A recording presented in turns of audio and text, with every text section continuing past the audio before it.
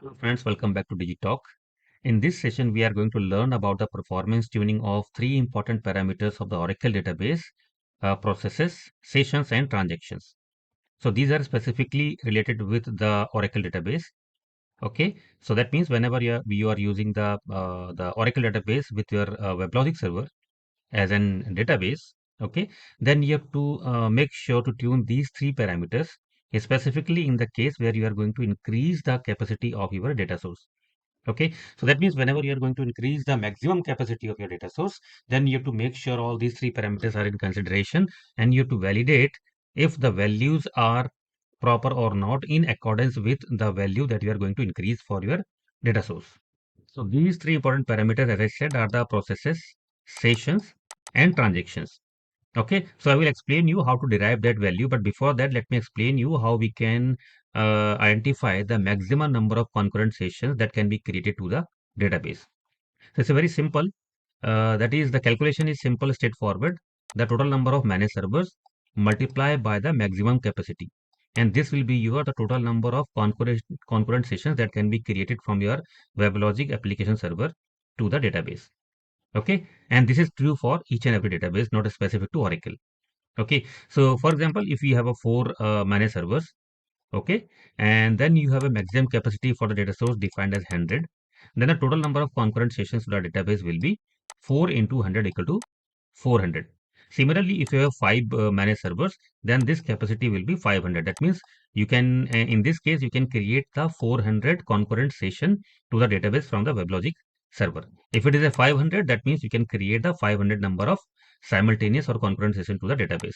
So this is the way how we can identify the maximum number of concurrent sessions that WebLogic can create to the database. Right. So now based on that, we can derive the value of processes parameter, which is in the Oracle database. Okay, so this processes parameter specify the maximum number of operating system user processes that can simultaneously connect to the Oracle.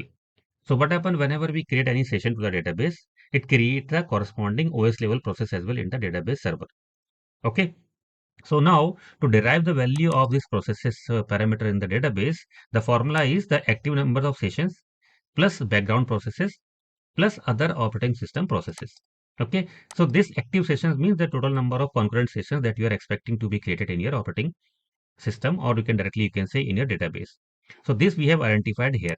What is the total number of concurrent sessions that we can create in our database from the WebLogic server, which is based on the calculation of your managed server and the maximum capacity that you have defined to your data source. Right. So now this active session can be considered at value 400. Now this background process, this is specifically related with the Oracle, or you can say this is the Oracle database server or software processes parameters values. Okay, so whenever you start your Oracle database, it creates a lot of background processes. Okay, so this is a consideration that has been taken for that.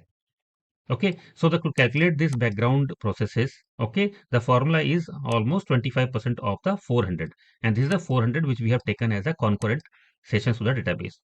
Okay, if you have this parameter some different value based on the number of managed servers and the maximum capacity that you have defined, then you can alter this parameter accordingly for the calculation.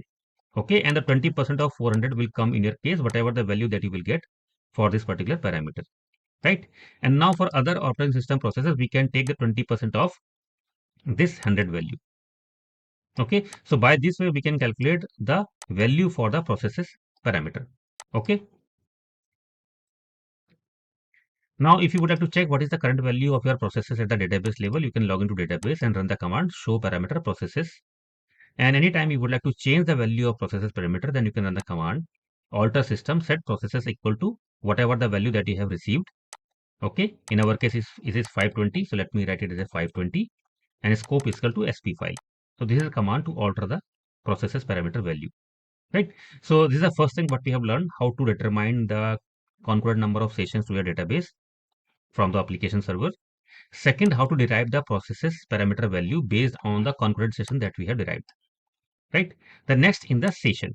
So session is every login require a session. So this what we have discussed, process is a OS level process. Okay, this processes parameter derive the OS level processes. However, when we talk about the sessions, it derive the total number of sessions that is getting connected to your database.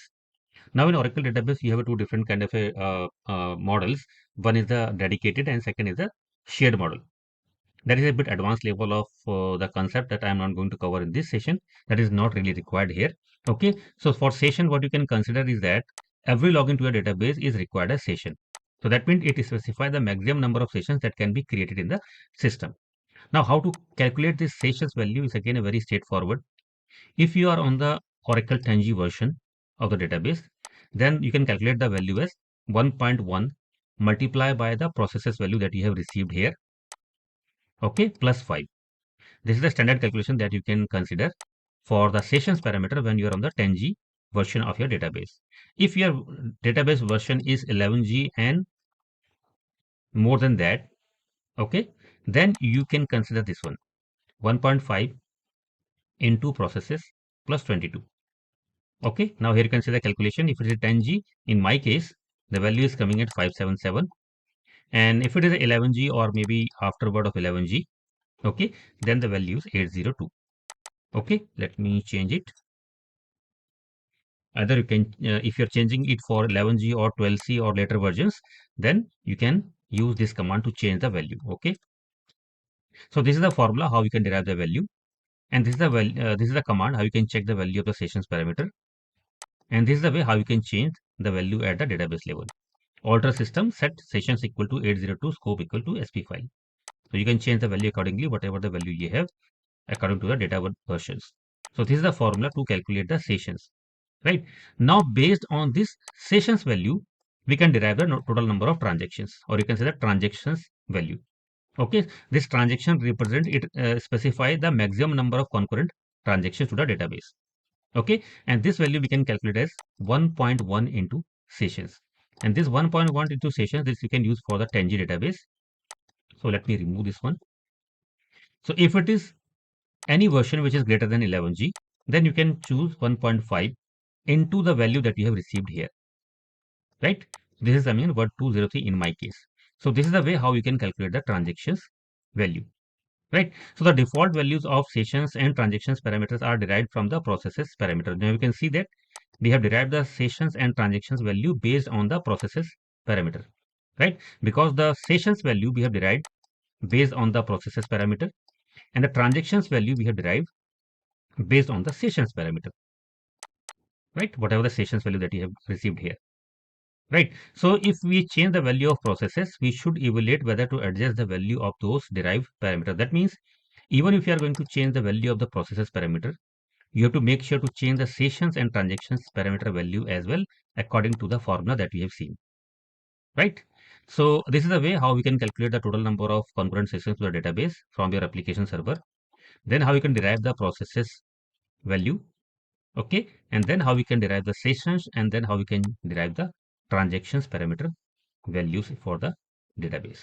Thank you.